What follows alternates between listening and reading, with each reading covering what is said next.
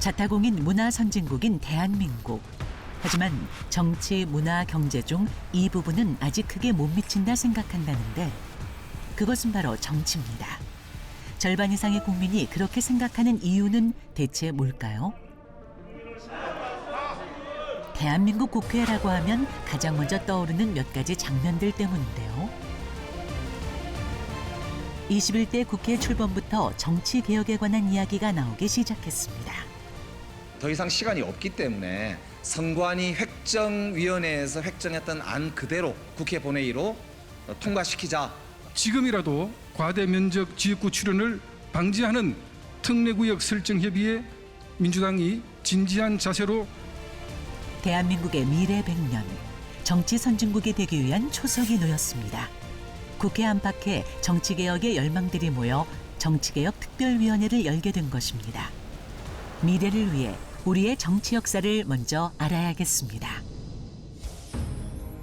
1948년 5월 10일 독립을 이룬 대한민국의 첫 총선이 있은 후 우리의 정치사에는 많은 일이 있었습니다. 1954년이 되면 급속하게 또 변화를 맞게 되는데요. 당시의 정치적 상황, 국회 상황이 이승만 대통령이 국회에서 재선되기 어려운 상황으로 전개되어 갔고, 재선을 노리는 또는 집권 연장을 노리는 이승만 대통령 입장에서는 국민 직선제라는 개헌을 통해서 집권 연장을 모색하게 되죠. 사실 1954년 이전에도 우리 정치사에 남을 사건이 벌어졌는데요. 1952년도에 제2대 대통령 선거를 앞두고 다시 한번 직선제 개헌을 모색합니다.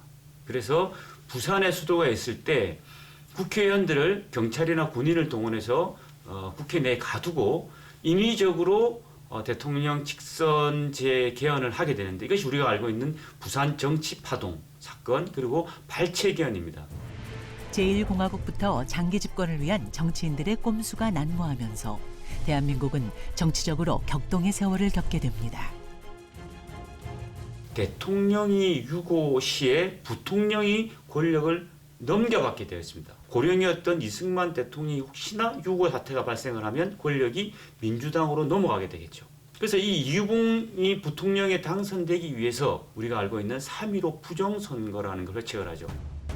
3.15 부정선거 후 윤보선 대통령, 장면 국무총리가 선출되고 내각 책임제와 양원제를 실시하는 제2공화국이 출범합니다. 5.16 군사 정변이 일어나죠. 박정희 소장을 중심으로 한 군부가 정변을 일으켜서 이 공화국은 9개월 만에 막을 내리고, 그 위에 다시 우리는 3공화국이라는 새로운 체제가 등장을 하게 됩니다. 그리고 1972년 10월 17일 제3공화국 헌법을 제4공화국 헌법으로 개헌하는데요. 대통령의 중임을 제한하는 3선을 허용하는 개헌을 시도하게 되죠. 그런데 역시나 이 또한 야당에서는 반대할 수밖에 없고 국민들의 호응도 좋지 않았는데도 불구하고 국회에서 새벽 2시에 몰래 집권 여당의 의원들만 탁 불러서 별관에 모여서 이 개헌안을 처리를 합니다. 주권자인 국민 여러분에게 그 찬반을 직접 물어보기로 결심했습니다. 세 번의 대통령 선거를 거치며 18년간의 장기 집권이 이루어졌지만 권력은 영원하지 않았습니다.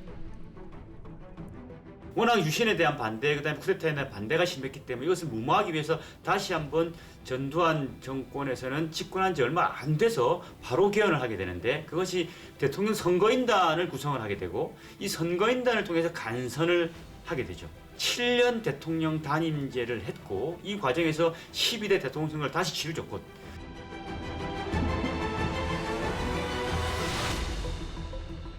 군사 정권 하에서 우리가 말하는 독재 또는 권위주의 통치 지배하에 있을 때 우리가 알고 있는 민주화의 열망이 계속 솟구치게 되죠. 그래서 끝없이 민주주의 또는 민주화에 대한 운동들이 많이 벌어지는데, 그 정점이 우리가 알고 있는 1987년도 6월 항쟁이었고요. 6월 항쟁의 결과 민의를 거스를 수 없으니까 집권당에서 선택했던 것이 6.29 선언이었죠. 대통령 직선제를 수행하는 등 9개의 민주화 조치들을 받아들인 거죠. 이 개헌 과정에서 다시 한번 대통령 간선제가 직선제로 변화되게 되고 지금까지 이어져 오고 있는 것이 우리나라 대통령 선거 제도의 변화를 개관한 거라고 할 수 있습니다. 그렇게 이뤄낸 지금의 선거권. 그렇다면 대통령 선거 외에 국회의원 선거제도는 어떨까요? 21대 국회 초반부터 선거법 개정에 관한 의견들이 많았는데요. 지난해 정치개혁특별위원회가 열리며 각 당에서는 개편안을 내놓았습니다. 중요한 만큼 오랫동안 개정에 대한 논의가 이어지고 있는데요. 그러나 선거가 얼마 남지 않은 상황입니다. 더 이상 시간이 없기 때문에 선관위 획정위원회에서 획정했던 안 그대로 국회 본회의로 통과시키자. 획정안 그대로 하자는 것은 사실은 전례 없는 기본적인 그 국회의 책무를 방기하는 것이나 다름없습니다. 우리나라는 소선거구제를 채택하고 있는데요. 소선거구제란 하나의 지역구에서 한 명의 의원을 선출하는 것입니다. 한 지역구에서 한 명만을 선출하는 것은 어떤 장단점이 있을까요? 우리는 소선거구 제도를 띄고 있기 때문에 성자가 배지를 다는 경우죠. 51% 대 49% 득표율이 나왔다면 49% 득표 받은 사람은 배지를 못 따는 겁니다. 그만큼 표가 사표가 되는 거죠. 한 명만을 당선시키는 우리가 얘기하는 한 표라도 많이 얻은 사람이 당선되어지고 그 사람만이 대표성을 부여받는 이러한 일위대표제 선거제도에서는 이 경쟁의 치열함 속에서 정책에 대한 것을 중심으로 경쟁하기보다는 어떻게 보면은 네거티브적인 상대방을 비방하거나 상대방의 문제점을 갖고 자신이 승리하려고 하는 이러한 모습들이 이제 보여지게 됩니다. 그래서 승자 독식의 구조를 갖다가 좀 해소하기 위해서는 선거제도가 다양한 의견들이 반영되어질 수 있는 그러한 선거제도로 변화시킬 필요가 있겠다. 정치개혁특별위원회에서 논의한 3개안 중 2가지가 중대선거구제와 대선거구제를 기본으로 하는데요. 지역구당 선출하는 의원의 수를 늘린 것이 가장 눈에 띕니다. 다수결의 문제점을 보완하고 소수의 의견을 국회에 반영하기 위해 제정된 비례대표제는 어떨까요? 1963년부터 선거제 개편이 일어나면서 비례대표가 적용이 되었습니다. 현행인 비례대표제가 지금은 준연동형 제도라고 합니다. 이것은 결국 전체 유권자 국민들의 의견들을 다 골고루 반영할 수 있다는 장점이 있습니다. 비례대표제의 의의는 좋은 것이지만 현행 준연동형 비례대표제는 지난 21대 총선에서 문제점을 드러냈는데요. 준연동형 비례대표제 아래서 거대 양당이 위성 정당을 창당함으로 인해 지난 대선과 지방선거 결과를 보면 대한민국이 완전히 두동강이 났습니다. 국회의원 숫자를 늘려야 한다고 주장하시는 분들 계시지만 특정 지역에서는 50%대 지지율로 90%의 의석을 독점하기도 합니다. 그렇게 선거 이기고 나면 뭘 할 수 있습니까? 선거제도 개혁만을 역설하는 것은 공허하다고 생각합니다. 사실 이건 굉장히 기형적인 제도거든요. 굉장히 왜곡된 제도입니다. 비례대표제를 할 거면 제대로 된 온전한 연동형 비례대표제를 했어야 되는데 이건 역시 거대 양당의 이해관계가 개입되면서 이게 제도가 왜곡된 상황인데 지난 21대 국회 의원 선거에서 그대로 보여줬거든요. 여야가 공히 새로운 위성정당을 설립을 했습니다. 그리고 이 위성정당은 이제 사라져 버렸어요. 현행 준연동형 비례대표제에 대해 알아야 할 텐데요. 가장 눈에 띄는 것은 소수 정당의 원내 입성이 유리한지에 대한 것인데 비례대표의 의의를 살리기 위해 개정이 필요해 보입니다. 국민의힘에서 제안한 권역별 병립형 비례제는 지역구 선거 결과와 상관없이 정당 득표율에 따라 선출하자는 겁니다. 더불어민주당은 권역별 준연동형 비례제를 제안했는데요. 현행과 비교해 권역을 나눈 것이 눈에 띕니다.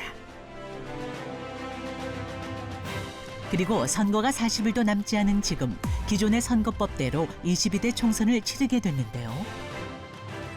그렇다면 정치 전문가들이 말하는 우리 정치의 문제점은 무엇일까요?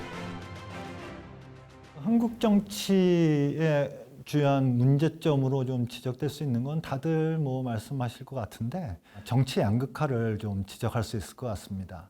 근데 이러한 정치 양극화가 만들어지면 정당 간이든 아니면 양극단에 있는 정치 세력들 간에 타협이나 그 합의를 통한 어떠한 갈등을 조정하기보다는 오히려 갈등을 더 심화시키고 적대적인 그러한 모습을 이제 보이는 경향들이 이제 많이 나타나고 있다라는 거죠. 그 원인에 대해서 이제 뭐 다양한 의견들이 존재하지만 제가 보기에는 우리나라의 정치 제도라든가 정치 구조가 굉장히 승자독식적 성격을 갖고 있다. 그래서 승자가 모든 것을 다 차지하고 한다라는 것. 그러다 보니까 이제 정치 세력들 간의 갈등이 그러한 승자가 되기 위해서 치열하게 경쟁하고 대립하고 그리고 상호 비방하는 이러한 모습들을 보이게 됩니다. 지금 그 두 정당이 그러니까 그 국회 본연의 기능인 시민사회의 다양한 그런 입장들 대변하고 또 시민사회의 갈등을 제도적으로 입법적으로 해소하는 게 이제 국회의 역할인데 그 역할을 하지 않고 오히려 이제 갈등을 유발하는 거죠. 그러니까 이제 국민들도 양당이 싸우는 걸 보면서 또 국민들이 또 정서적으로 양극화되는 그런 현상이 벌어지고 있는 거죠. 그러면 이 문제를 해결하려면 사람을 바꾸면 될까? 근데 그동안 사람은 많이 바꿔봤거든요. 그리고 대한민국의 국회의원 교체율은 세계 최고 수준입니다. 왜냐하면 정당들이 정치를 잘 못하면서 선거 때 표를 얻으려고 하니까 사람을 바꾸는 물갈이를 소위 하는데 그러면 사람을 바꾸는 게 아니라면 뭘 바꿔야 되느냐? 이제 제도를 바꿔야 된다고 봅니다. 결국에는 지금 정치가 이렇게 문제가 많은 이유는 정치인을 뽑는 방식에 문제가 있기 때문이고 그게 바로 선거제도의 문제라서 물론 사람도 중요하지만 가장 중요한 것은 선거제도를 바꾸는 것이다. 그렇다면 현행 선거제도에 보완할 점은 무엇일까요?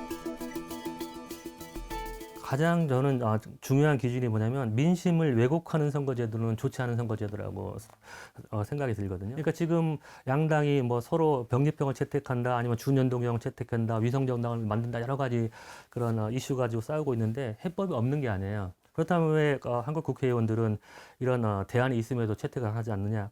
그건 당연히 지역구 의원들이 자기 의석을 잃으니까 그런 것뿐이에요. 세계 많은 나라들, 특히 이제 국민들의 삶의 질이 높고 행복도가 높은 나라들은 비례대표제 선거제도를 택하고 있습니다. 우리나라처럼 뭐 비례대표라는 말만 있고 실제로는 비례대표제가 아닌 그런 나라들이 있는데 이제 흔히 말하는 좀 정치 선진국 중에는 상당히 많은 국가들은 이제 정당이 얻은 득표율대로 국회 의석을 나눠주는 게 비례대표제인데요. 제대로 된 비례대표제인데 100% 국회의원을 거의 그런 방식으로 뽑는 나라들이 대체로 정치가 유능하고 유능한 이유는 다양한 정당들이 정책으로 경쟁하는 다당제가 정착되어 있기 때문이거든요. 그래서 정당이 얻은 득표율만큼 30% 얻으면 30% 의석 가져가고 5% 얻으면 5% 의석 가져가는 게 가장 공정한 방식인데 그렇게 비례성이 보장되는 제대로 된 온전한 비례대표제로 바꾸는 것이 한국 정치를 다당제 구조로 만들어서 정말 정책으로 경쟁하는 정당들을 우리가 볼 수 있는 그런 방식이라고 생각합니다.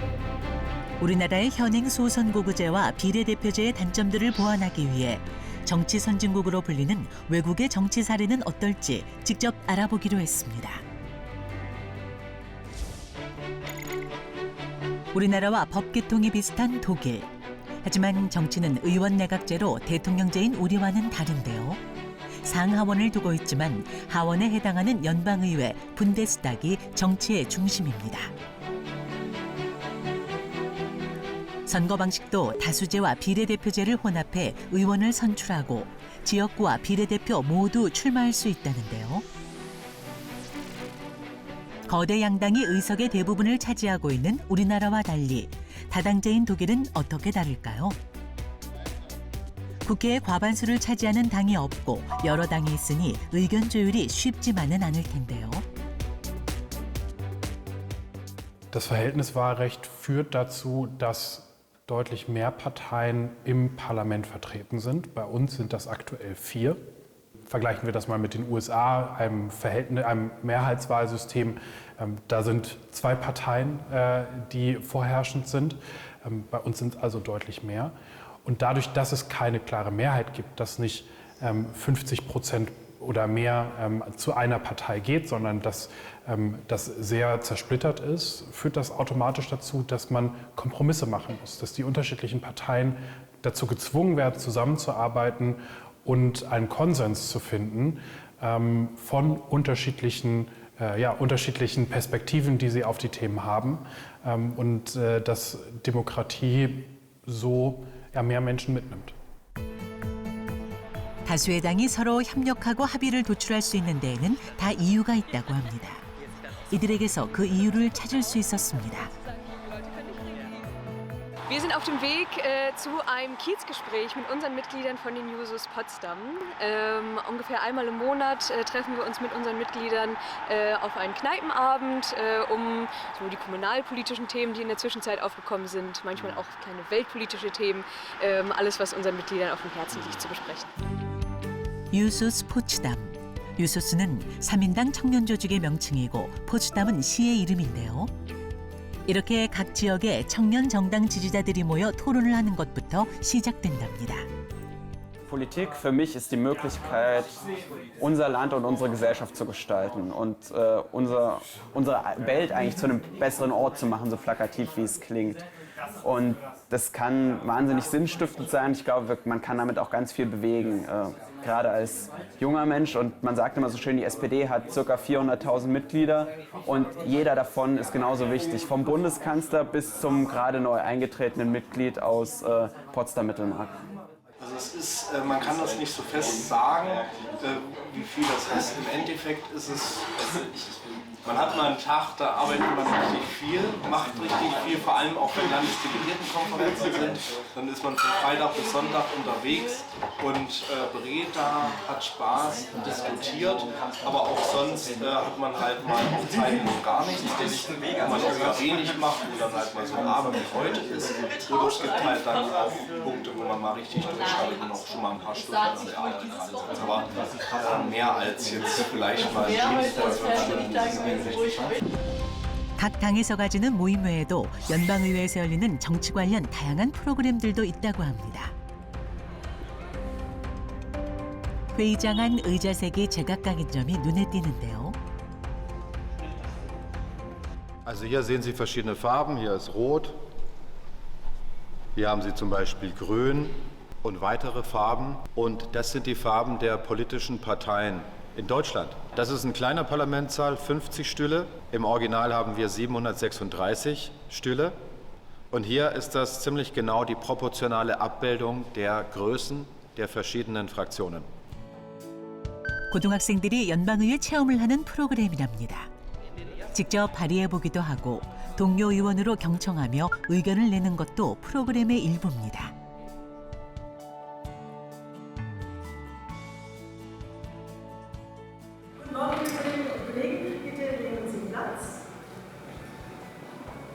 Da wir heute eine Sondersitzung mit nur einem Tagesordnungspunkt haben, der 45 Minuten anberaumt ist, werden meine Vizepräsidentinnen und Präsidenten hier gar nicht abhören.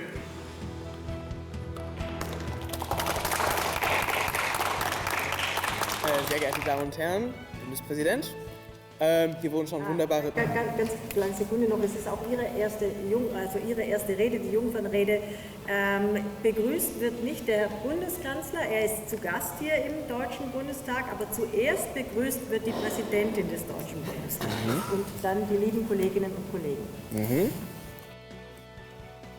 Sehr geehrte Bundestagspräsidentin, wenn ich das richtig höre, sehr geehrtes Kollegium, hier haben wir tatsächlich schon wunderbare Punkte. 정치에 대해 잘 모르는 학생들이 국회 발의 때 지켜야 할 사소한 예절도 프로그램의 일부입니다. 이렇게 어릴 적부터 정치와 관련한 교육이 iru어지기 때문에 청년들의 정치 참여도도 높아지고 토론 문화도 발달할 수 있었습니다. Genau, also prinzipiell ist natürlich sehr gut, dass man sich halt schon sehr früh ein Bild macht, wie denn Demokratie und das politische System in dem eigenen Land denn überhaupt aussieht, wie das stattfindet und dass man sich dann halt auch im späteren Alter dann auch einfach generell ein besseren Bild, wenn man dann später auch wählen kann, dass man generell schon vorbereitet mit einem besseren Bild in die Politik gehen kann zum Beispiel. Genau. Wir gerade als Schüler oder auch als junge Generation natürlich besonders aktuelle Themen mitbekommen, aber noch nicht so eine große Stimme in der Politik heutzutage haben. Wir haben noch nicht so großen Einfluss darauf, aber ich finde es sehr wichtig, dass uns trotzdem mitgegeben wird, dass wir trotzdem was verändern können, dass wir in der Zukunft auch Größeres bewegen können und dass wir auch darüber aufgeklärt werden, was eigentlich in unserer Macht steht. Ich glaube, Politik prägt unseren Alltag viel, viel mehr, als wir das auch selbst wahrnehmen. Denn Politik legt schließlich alle Regeln fest, die im gesellschaftlichen Miteinander gelten. Das heißt, Politik geht uns eigentlich alle etwas an, aber wir kümmern uns oftmals viel zu wenig. Also wir schimpfen gerne, wenn etwas nicht klappt. Und wenn etwas klappt, dann ist das für uns eine Selbstverständlichkeit. Politische Entscheidungen werden in Parlamenten getroffen. Aber das ist nicht die einzige Methode, Politik zu machen. Genauso wie es eben nicht nur die Regierung ist, die bestimmt, was tatsächlich passiert. Auch die Opposition kann Einfluss haben. Auch Bürgerinnen und Bürger, die auf die Straße gehen, demonstrieren, können Einfluss haben.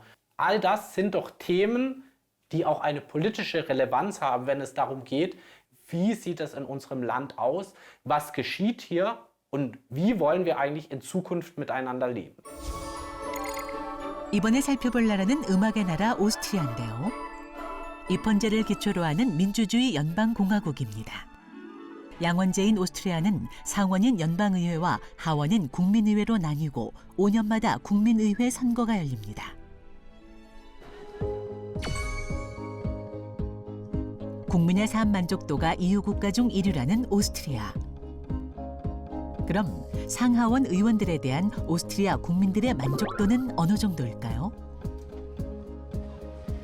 Ja, also ich persönlich schon. Ich glaube, vor allem die österreichischen Politiker sind sehr fundiert und sehr gut. Wie gesagt, wir haben einen sehr guten Staat. Ich vertraue schon der Politik. Also ich bin ganz zufrieden, muss ich sagen. Also an und für sich bin ich schon sehr zufrieden mit den aber zufrieden mit den Politikern. Ich lebe seit meiner Geburt in Österreich. Also wenn ich nicht Vertrauen hätte, würde ich nicht mehr da sein. 선거의 기본은 비례대표제로 지역과 연방 명부에 동시에 입후보가 가능하다는데요. 비례대표제지만 비례후보자 중 선호 투표를 하는 점이 독일과 비슷합니다. 우리나라와 독일의 선거 연령은 만 18세로 동일하지만 오스트리아의 선거권 연령은 또 다르다고 합니다. Das Wahlrecht ist ab 16.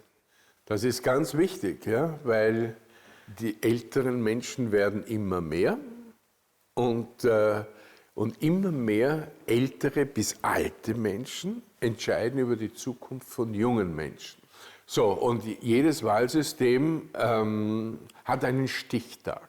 Früher hatten wir 18, vorher hatten wir 19 und noch einmal davor 21. Aber sie nicht extrem anders wählen als. Und wichtig ist, dass man auch in der Schule etwas tut, das heißt politische Bildung. Ich brauche Plätze, wo sie diskutieren. Und wenn sie wiederkommen, dann gehen wir gemeinsam in die Demokratiewerkstatt. Wir haben einen Ausbildungsplatz hier im Parlament, wo Jugendliche, also Kinder von 6 bis Jugendliche zu 18 hierher kommen und Demokratie erlernen. Und Interviews machen, Zeitungen machen, Fernsehen machen. Es ging genau darum, junge Menschen an die Politik heranzuführen, gegen die Politikverdrossenheit. 오스트리아도 독일과 마찬가지로 청소년들의 정치 교육을 돕는 시스템을 보유하고 있습니다. 그런 교육이 있기에 선거권 연령도 낮출 수 있었다는데요. 아직은 어린 나이라 생각되는 만 16세. 그들은 정치 참여에 대해 어떻게 생각하고 있는지 직접 들어봤습니다. Es ist eigentlich gut, dass man mit 16 schon wählen kann und dass man auch dazu beitragen kann, dass die Politik in Österreich besser wird. Also ich finde es wichtig, dass man ernst genommen wird, wenn man noch minderjährig ist und nicht gesagt wird, ja, die sind erst 16 Jahre alt und noch nicht erwachsen und die haben keine eigene Meinung. Ja, das finde ich wichtig. Ich würde sagen, es geht. Ich finde halt, dass die Wünsche von jüngeren Leuten nicht so ernst genommen werden. Und ich finde, daran könnte man was ändern. Also zum Beispiel, dass eben auch auf die Umwelt geachtet wird und halt eben so, was Jugendliche eher wollen und nicht nur so auf die ältere Generation geschaut wird. Ja, wir werden generell in der Schule oft aufgeklärt, wie es so ist mit der Politik, was für Parteien es gibt und was sie halt machen. Ich finde auch gut, dass man schon so jung mit einbezogen wird in die Politik, weil da kann man auch noch vieles lernen fürs spätere Leben. 독일과 오스트리아의 정치교육 현장을 직접 보니 정치에 대한 관심은 어릴 적부터 꾸준히 키워나가야 하는 게 아닐까 싶어집니다. 정치 선진국으로 가는 길 역시 그 부분에서 찾아봐야 하지 않을까 싶은데요. 독일의 한 도시를 다시 찾았습니다. 달거우 데버리츠 시의 한 시의원의 집에 직접 찾아가 봤습니다. 따로 집무실을 두지 않고 자신의 서재를 집무실로 이용하고 있는데요. 하루에도 많은 시간을 이곳에서 집무를 보며 보낸다고 합니다. Ja, mein Name ist Ralf Böttcher. Ich bin 59 Jahre alt, verheiratet, 3 Kinder und bin hier in der Gemeinde als Vorsitzender der Gemeindevertretung. Das hat die Aufgabe, auf der einen Seite die Entscheidungen in der Gemeinde zu tätigen.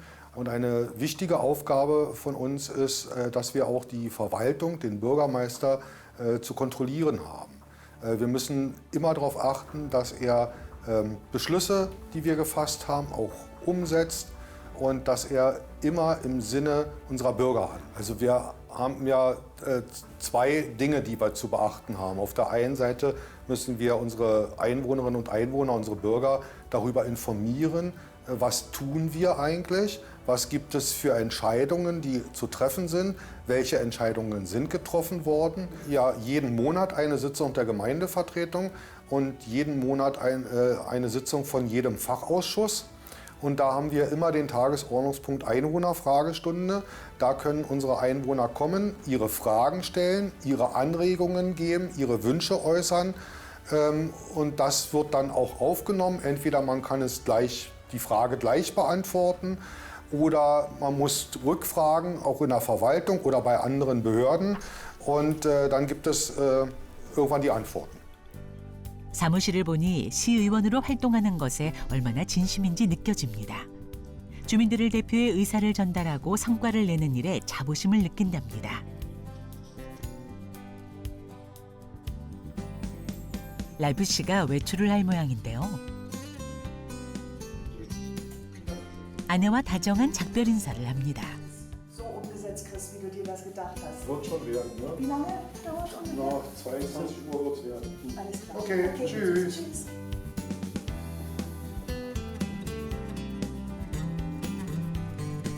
밖으로 나온 랄프 씨. 그는 집 앞에 세워둔 자신의 차도 놔둔 채 어딘가로 걸어가기 시작하는데요. Wohin gehen Sie? Ich gehe heute zur monatlichen Sitzung der Gemeindevertretung. Wir werden heute über den Winterdienst im nächsten Jahr zu entscheiden haben und über den Neubau einer Kindertagesstätte. 원래 회의가 열린다는 달거우 데버리츠 시의 의회입니다. 의회에는 시의원 외에도 많은 주민들이 참석했는데요. 모두가 진지하게 회의에 임하는 모습이 인상적입니다.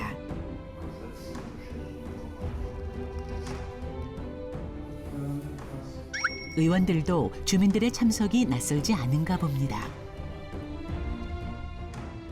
Nichtsdestotrotz ist natürlich die direkte Einwohnerbeteiligung unheimlich wichtig. Das sehen wir jedes Mal, wenn irgendwo eine Straße erneuert werden soll oder neu gebaut werden soll auch.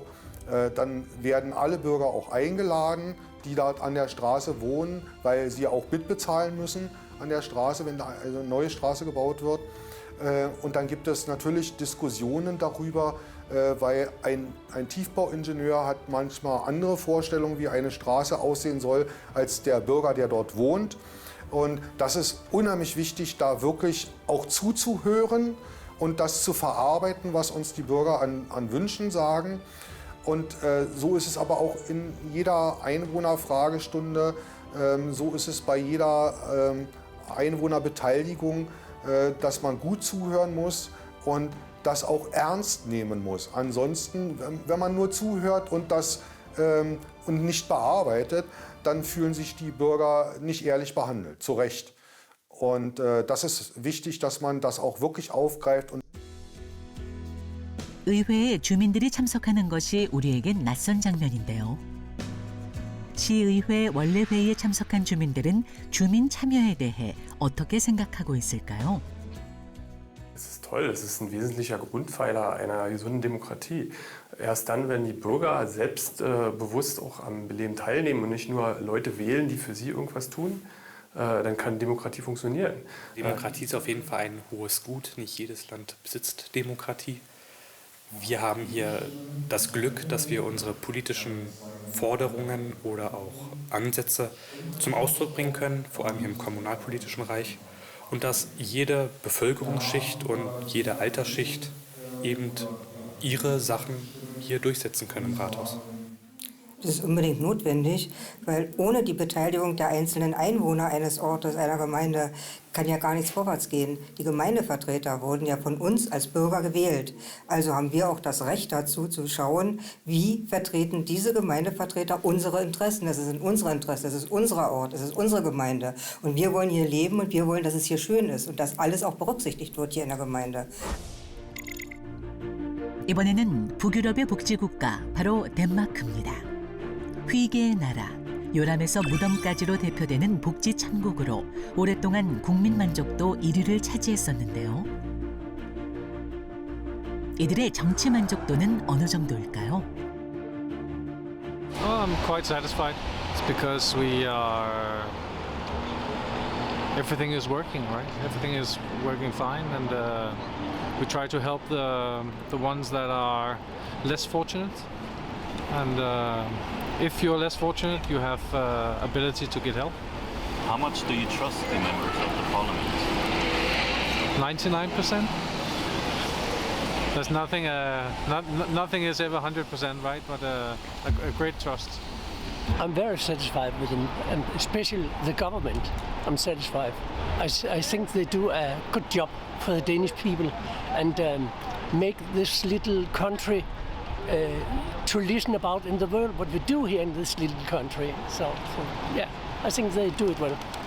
You know, Denmark is a very open, it's a small country. It's a very open society. And to be honest, a lot of Danes, being from left to right, they feel trust in authorities, they feel trust in the police. We pay a lot in tax, but we have also decided, both from left to right, that if you want to have an education, it's for free. You can have allowance when you go to university. If you need medical support, it is for free, and you will have no benefit because you are rich. You will have the same doctors as the poor ones. So I think that is the reason why voters or citizens of Denmark, they overall is satisfied with politicians and with the institutions in our society. 덴마크는 국회 179개 의석을 모두 정당 명부식 비례대표제를 기초로 한 중대 선거구제로 선출하는 나라인데요. 우리나라처럼 양대 정당이 의석을 차지하고 있지만 정치 호감도가 높은 국가이기도 합니다. 그렇다면 우리 국민들은 정치에 대해 어떻게 생각하고 있을까요? 저는 한 7, 8? 저는 5 정도요. 5요? 저는 한 3? 대략 한 숫자로 보면 5 정도? 1이요. 2에서 3 정도 되는 것 같습니다. 정치에 조금 관심이 없어서 한 2% 정도. 솔직히 저는 1인 것 같아요. 저는 3입니다. 솔직히 먹고 살기 바빠요, 저희는. 먹고 살기도 바쁘지만 국회에서 너무 화합이 안 되는 게 좀 그게 너무 싫어서. 아무래도 거대 양당이 서로 이권을 위해서 싸우는 모습이라든지 이런 부분들이 대부분 뉴스에서 보여지다 보니까 그 실제 민생 부분이 빠져 있다라는 게 좀 생각이 들고요. 그러다 보니까 조금씩 더 멀어지는 거 아닌가? 말 그대로 또 용어들도 어렵고 다가가기가 조금 어려워요. 무슨 말인지도 모르겠고. 이유는 딱히 없는데 관심이 없어서요, 정치에 대해서. 생각보다 그렇게 관심을 일단 가진 않고요. 알고 있는 내용도 별로 없어가지고. 국민의 마음 뜻대로 방향이 잘 가지 않는 면이 크지 않을까요? 아무래도 엮여 있는 게 별로 없어서라고 생각하고 있습니다. 저뿐만 아니라 젊은 세대들 자체가 관심도가 좀 떨어지기도 하고 무지하고 그리고 언론에 있어서도 너무 자극적인 것만 나오기 때문에 그런 정치면에 있어서 관심을 갖기가 조금 힘든 것 같기도 해요. 지난 2월 22일 통계청의 발표에 따르면 2022년에 정치적 역량감이 역대 최저치를 나타냈습니다. 이는 나와 같은 사람들은 정부가 하는 일에 어떠한 영향을 미칠 수 없다 또는 정부가 사람들의 생각이나 의견에 관심이 없다고 생각하는 국민이 늘었다는 뜻인데요. 또 국민들의 정치 관심도와 참여도도 뚝 떨어졌다는 겁니다. 국회에서 우연히 대학생 한 명을 만날 수 있었습니다. 정치 외교학을 전공한다는 이 학생. 거리 인터뷰에도 정치에 관심 있는 청년을 찾기는 하늘의 별 따기였는데요. 국회에는 어떤 일로 왔을까요? 정치 이야기를 꺼리는 요즘 왜 정치에 관심을 갖게 됐는지, 정치 외교학을 선택한 이유는 무엇인지 궁금한데요. 뭐 어릴 때부터 뭐 뉴스도 보고 하면서 그냥 정치에 조금씩 관심을 가졌던 것 같습니다. 계기랄 건 없고 그냥 가족들이랑 뭐 식사하면서 뉴스도 보고 그러다 보니까 그냥 좀 뭐 저 사람들은 왜 저럴까 뭐 그런 국제적인 얘기 있으면은 뭐 저 나라는 뭐 왜 저렇게 행동을 할까 그냥 그런 거를 생각을 하다가 뭐 정치학을 배워봐야겠다 그렇게 생각을 했습니다. 정치 외교학과 관련된 책을 보기 위해 국회 도서관에 들렀는데요. 그에게 정치란 어떤 것일까요?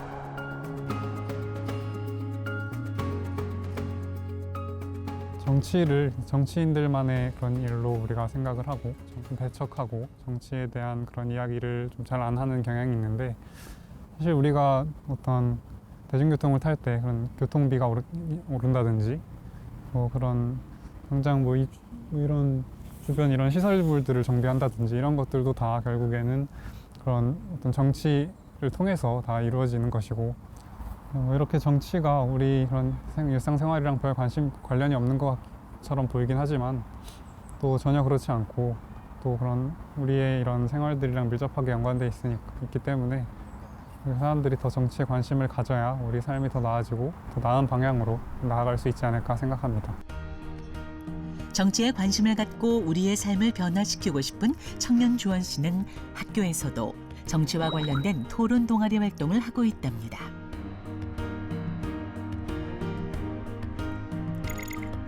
토론회가 열리는 날 학교로 가봤는데요. 지금부터 모의 정치계획 특별위원회를 실시하도록 하겠습니다. 이번 한 건은 선거제 개편안 3개 안에 대해서 각자의 생각을 나눠보는 걸로 하겠습니다.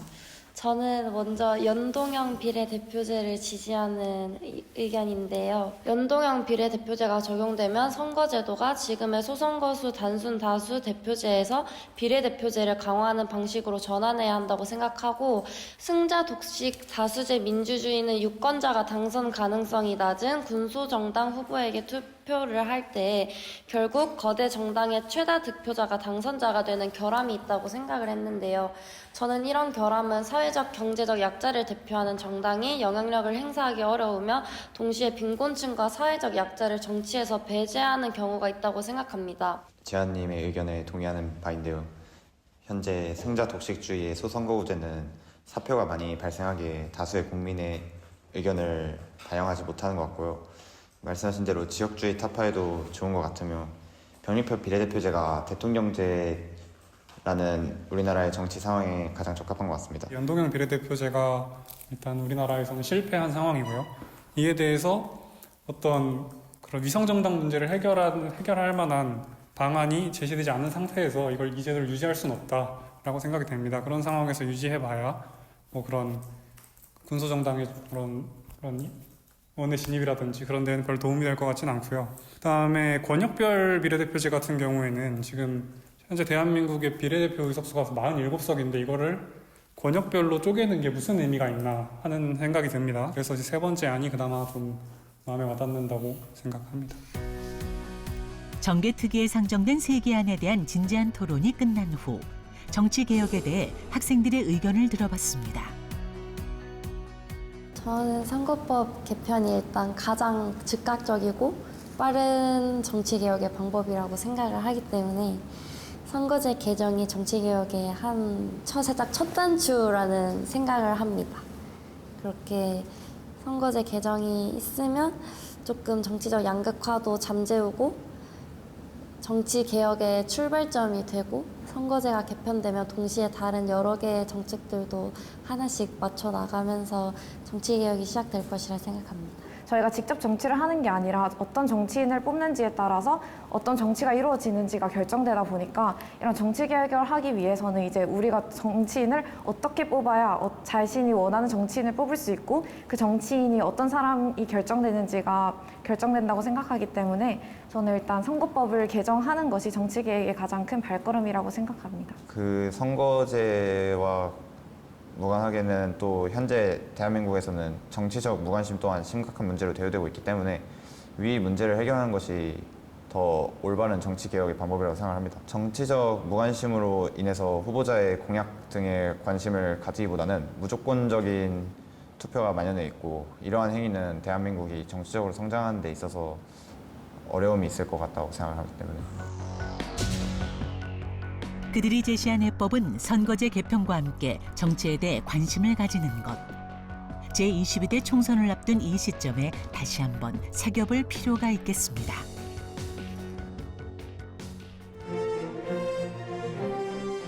우리나라 정치 개혁을 위한 해결책은 무엇일까요?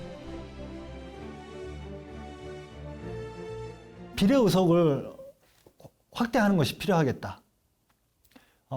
그래서 비례 의석이 확대되어지고 하다 보면 우리가 얘기하는 다양한 사회 세력들이 정치적으로 자신들을 대표할 수 있는 후보들을 선출할 수 있겠고 또 그러한 정당들이 의회에 진입해서 국회에 진입해서 그들의 목소리를 대표하고 대변하는 이러한 어떠한 모습들을 보일 수 있다라는 생각이 듭니다. 정치라는 게 문제 해결 능력을 가지려면 이게 뭐 정치인들 개인이 노력한다고 되는 문제가 아닙니다. 왜냐하면 정치라는 건 하나의 구조이기 때문에 그 정치 구조를 결정하는 게 이제 정치 제도, 선거 제도라든지 헌법이라든지 이런 제도기 때문에 저는 한국 정치가 바뀌려면 결국에는 제도 개혁이 선행돼야 된다. 그렇지 않고 그냥 사람만 바뀌어가지고는 정치의 문제 해결 능력이 높아지기는 어렵다. 그렇게 생각합니다. 우리 각성한 국민들이 자기의 표가, 자기의 주권이 사장되지 않도록 다양한 목소리를 국회에 내면서 국회의원들이 그 여론을 수렴해서 정말로 여야가 아닌 대한민국 전체를 위해서 제도 개혁을 해나가야 될 때라고 보고요. 이 제도 개혁을 하게 되면 우리는 경제 선진국은 되었지만 정치 선진국도 곧 될 수 있다고 봅니다. 항상 정치를 하면서 나는 왜 정치를 하는가? 내가 생각했던 정치의 초심을 유지하고 있는가? 이런 생각을 끊임없이 해야 됩니다. 그것이 시대적 소명이라면 시대적 소명이라고 얘기할 수 있고 비전이라면 비전을 얘기할 수 있는데 우리가 가끔 그것을 잊어버리는 것은 아닌가.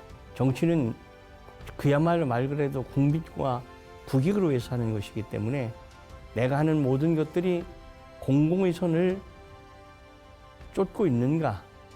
정말 내가 거기에 대해서 시대적 소명과 열정을 가지고 균형 감각을 잘 유지하고 있는가 하는 것을 끊임없이 되돌아봐야 됩니다. 미워하는 것보다 더 무서운 것이 무관심이라고 하죠. 정치도 마찬가지입니다. 당신의 관심이 대한민국 정치의 100년 변화의 시작을 가져옵니다.